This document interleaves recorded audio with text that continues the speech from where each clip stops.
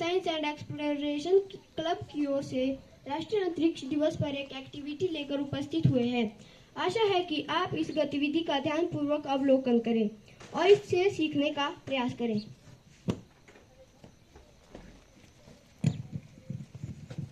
Good morning everyone. मैं भूमिका शर्मा +1 कक्षा की छात्रा इस एक्टिविटी के शुरू होने से पहले आप सभी को हमारी टीम से अवगत करवाना चाहूंगी, जिसमें सबसे पहले 7वीं कक्षा की निधि और वैष्णवी, 9वीं कक्षा के विवान और हिमांशु और 10वीं कक्षा की रुचिका और हर्ष, +1 कक्षा से मन्नत और कशिश शामिल है।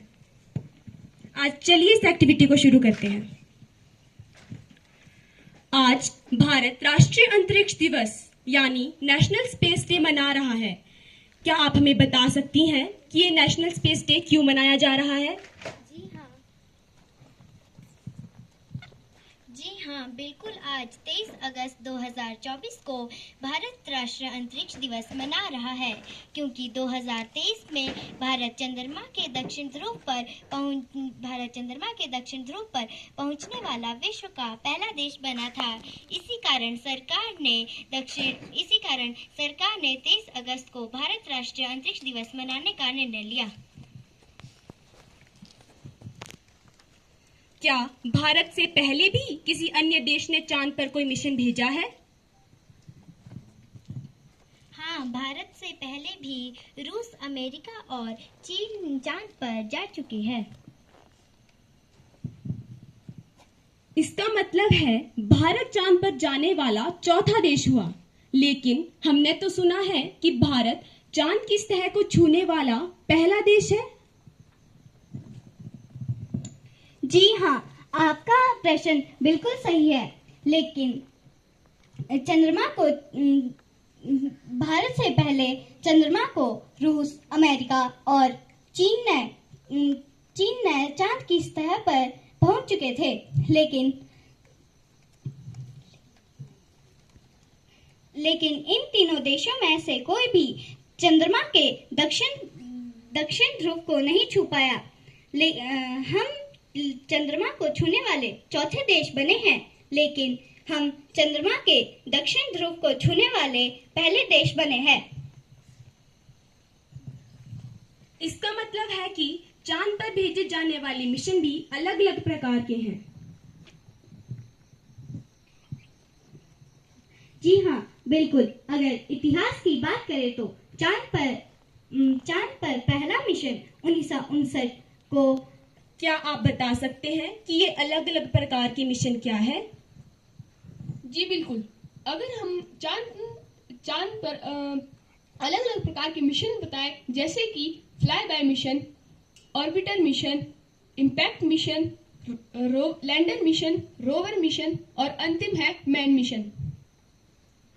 मिशनों में से सबसे आसान मिशन कौन सा है?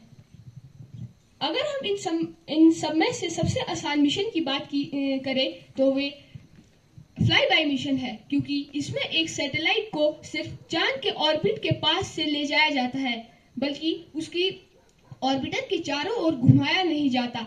सबसे पहले fly bye mission Soviet union, जिसे हम रूस के नाम से जानते हैं, जनवरी 1959 को लूना 1 लॉन्च किया। दूसरी बार अमेरिका ने मार्च 1959 को पायनियर 4 लॉन्च किया और तीसरी बार सोवियत यूनियन ने ही अक्टूबर 1959 को लूना 3 लॉन्च किया और लूना 23 ने ही हमें चांद की पहली फोटो भी दिखाई। फ्लाई मिशन के अलावा हमें कृपया अन्य मिशनों के बारे में भी जानकारी दें। जैसा कि अभी आपको बताया कि सबसे simple mission fly bye mission होता है।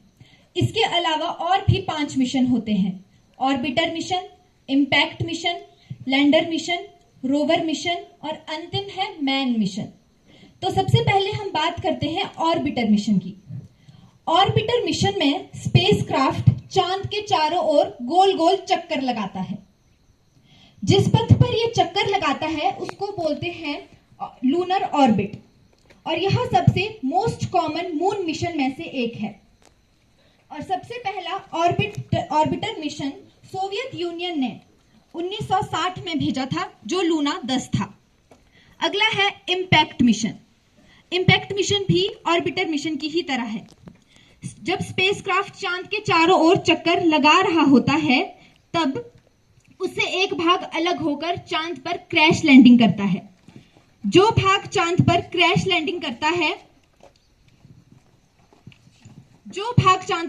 लैंडिंग करता है उसको बोलते हैं मून इम्पैक्ट प्रोब। जब इसकी क्रैश लैंडिंग क्यों कराई जाती है? तो इसकी क्रैश लैंडिंग इसीलिए कराई जाती है जब ये स्पेसक्राफ्ट से अलग होकर चांद पर गिरने तक के समय में अलग अलग रीडिंग लेता है और उसकी फोटोज जो है वो भेजता है। और अगला जो चंद्रयान 1 है वो भी मून इम्पैक्ट मिशन पर ही आधारित था। चंद्रयान 1 में जो इंस्ट्रूमेंट लगा था उसका नाम था चेज।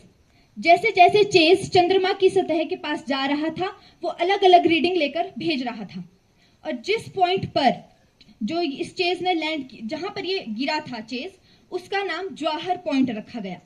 और इससे हमारे को पता चला था कि चांद पर भी पानी पाया जाता है। जैसे कि हम बात कर रहे थे स्पेसक्राफ्ट जो चांद के चारों ओर चक्कर लगा रहा था, जिसको हम ऑर्बिटर बोल रहे थे, उसमें अमेरिका की स्पेस एजेंसी नासा का एक उपकरण लगा है, मून मिनरोलॉजी मैपर। जैसे ही क्रैश लैंडिंग हुई, जो मिट्टी ऊपर उठी, उसका अध्ययन इस उपकरण में किया गया और यह साबित हो गया कि चांद पर पानी पाया जाता है। अगला है लैंडर मिशन। स्पेसक्राफ्ट जब चांद के चारों ओर चक्कर लगा रहा होता है तो उससे एक भाग अलग होकर चांद पर गिरता है, उसकी सॉफ्ट लैंडिंग कराई जाती है, उसको क्रैश लैंडिंग से बचाया जाता है। जिस भाग की सॉफ्ट लैंडिंग कराई जाती है उसका नाम है लैंडर। सोवियत यूनियन और अमेरिका पहले 15 असफल प्रयास कर चुके थे और सबसे पहली बार सोवियत यूनियन ने 1960 में सफल प्रयास किया था, जो लूना 9 के द्वारा किया गया था।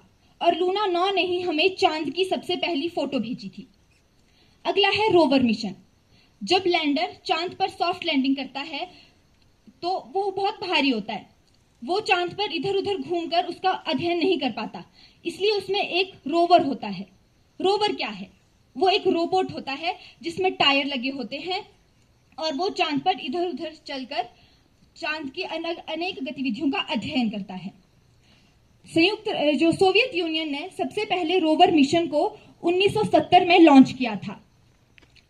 अगला और जो अंतिम मिशन है वो है मैन मिशन।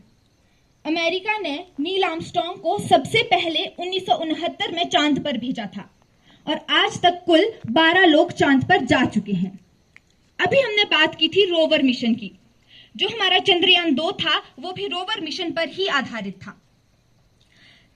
चंद्रयान 2 के लैंडर का नाम था विक्रम लैंडर। उसकी चांद की सतह पर सॉफ्ट लैंडिंग कराई जानी थी। अगर उसकी सॉफ्ट लैंडिंग होती तो उससे रोवर बाहर निकलना था जिसका नाम था प्रज्ञान रोवर, लेकिन उसकी लैंडर की सॉफ्ट लैंडिंग के बजाय वो क्रैश लैंडिंग हो गई थी। लेकिन फिर भी जो चंद्रयान 2 है वो आधा असफल मिशन माना जाता है, क्योंकि जो उसका ऑर्बिटर है वो अभी भी चांद के चारों ओर चक्कर लगा रहा है और अपना काम कर रहा है। चंद्रयान 3 मिशन एक ही है?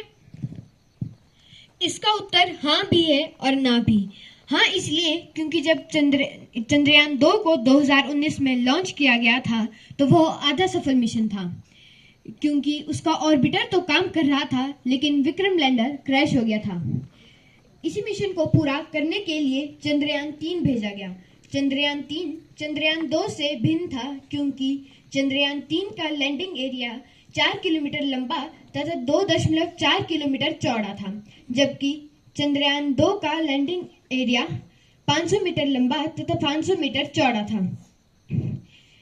ज्यादा ईंधन, विक्रम लैंडर को ज्यादा ईंधन इसलिए दिया गया ताकि वह हवा में ज्यादा देर तक घूम सके और अपनी लैंडिंग के लिए एक उचित स्थान का चयन कर सके। विक्रम लैंडर के पांव मजबूत कर दिए गए, इसमें सेंसर इंप्रूव किए गए तथा सोलर सेल ज्यादा लगाए गए। क्या आप हमें चंद्रयान 3 के बारे में विस्तार से बताएंगे? जी बिल्कुल। चंद्रयान 2 की कमियों को पूरा करने के लिए चंद्रयान 3 में कुछ सुधार किए गए। जैसा कि अभी भी आपको बताया कि जो उसका लैंडिंग एरिया था वो बढ़ा दिया गया, उसमें ज्यादा ईंधन भेजा गया, उसके जो सेंसर थे उनको इम्प्रूव किया गया और विक्रम लैंडर के पांव मजबूत बनाए गए क्योंकि उसने चंद्रमा के दक्षिणी ध्रुव पर लैंड करना था। तो आइए अब हम जानते हैं कि कैसे चंद्रयान-3 ने विश्व इतिहास के सुनहरे पन्नों में अपना नाम दर्ज करवाया। चंद्रयान-3 को 23 को शाम को लगभग 2:30 बजे 2:30 पर लॉन्च किया गया था और 23 अगस्त 2023 को वो चंद्रमा के दक्षिणी ध्रुव पर पहुंचा था। इसको भेजने के लिए LVM-3 रॉकेट का उपयोग किया गया था। जो LVM-3 रॉकेट है उसको बाहुबली के नाम से भी जाना जाता है क्योंकि उसका खुद का ही वेट 642 टन था और इस पूरे मिशन में जो खर्चा आया था वो सिर्फ 615 करोड़ रुपए था, जो कि बॉलीवुड मूवी आदि पुरुष के खर्चे से काफी कम था। जो LVM-3 रॉकेट है उसकी 3 स्टेजें होती हैं।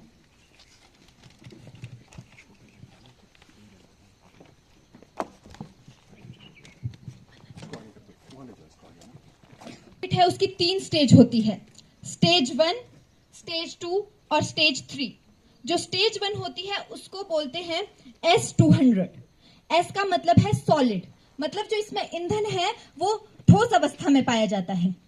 सेकंड स्टेज है L110। L का मतलब है लिक्विड, मतलब जो इसमें ईंधन होगा वो द्रव अवस्था में होगा। और जो तीसरी स्टेज है उसको बोलते हैं C25, मतलब कि C का मतलब है क्रायो स्टेज और किसी भी रॉकेट को लॉन्च करने के लिए ये सबसे महत्वपूर्ण स्टेज होती है। चंद्रयान-3 को चंद्रमा के ऑर्बिट में पहुंचाने के लिए इस स्टेज की महत्वपूर्ण भूमिका रही। जो चंद्रयान-3 है उसके 3 भाग थे, प्रोपल्शन मॉड्यूल, लैंडर और रोवर।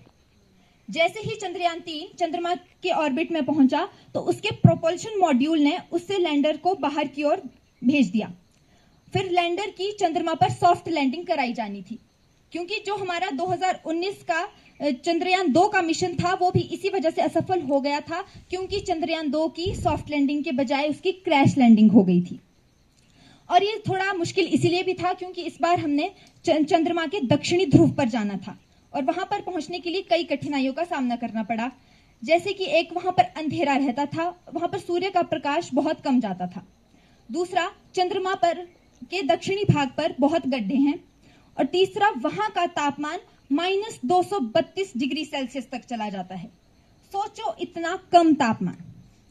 और जैसे ही चंद्रयान-3 के लैंडर ने चंद्रमा के दक्षिणी ध्रुव को छुआ वैसे ही भारत चंद्रमा के दक्षिणी ध्रुव पर पहुंचने वाला पहला देश बना। और जैसे ही वहां पर लैंडर की सॉफ्ट लैंडिंग हो गई थी और जिस पॉइंट पर उसकी सॉफ्ट लैंडिंग हुई थी भारत सरकार ने उसे शिव शक्ति का नाम दिया। अब लैंडर की सॉफ्ट लैंडिंग के बाद रोवर का काम होता है। रोवर लैंडर से निकलकर, उसमें टायर लगे होते हैं और वो चंद्रमा के जो मिट्टी है उसका अध्ययन करता है। ये हमारा रोवर है। इसने जो वहां की मिट्टी है उसका अध्ययन करके जो सूचना प्राप्त की थी वो उसने तरंगों के माध्यम से ऑर्बिटर को भेजी। ये जो ऑर्बिटर है वो 2019 के जो चंद्रयान-2 का ऑर्बिटर है और फिर उसने जो सूचनाएं एकत्र की थी उनको तरंगों के माध्यम से इसरो को भेज दिया। जो रोवर था उसको अपना काम केवल 14 दिनों में ही पूरा करना था। ऐसा इसलिए था क्योंकि जो चंद्रमा का एक दिन होता है वो पृथ्वी पर 29 दिन 5 घंटों के बराबर होता है, मतलब कि 14 रातें और 14 का वहां पर दिन होता है। तो फिर रोवर को सिर्फ वहां पर 14 दिन ही काम करने को मिलने थे और क्योंकि वहां पर रात का जो तापमान है वो -232 डिग्री सेल्सियस हो जाता है जिसमें कोई भी उपकरण अच्छे से काम नहीं कर पाता। इसीलिए इसको सिर्फ पृथ्वी के 14 दिन ही वहां पर काम करने को मिले थे। और हम जो भारत देश है वो रूस, अमेरिका और चीन के बाद चंद्रमा पर पहुंचने वाला चौथा देश है, लेकिन दक्षिणी ध्रुव पर पहुंचने वाला भारत ही सबसे पहला देश है।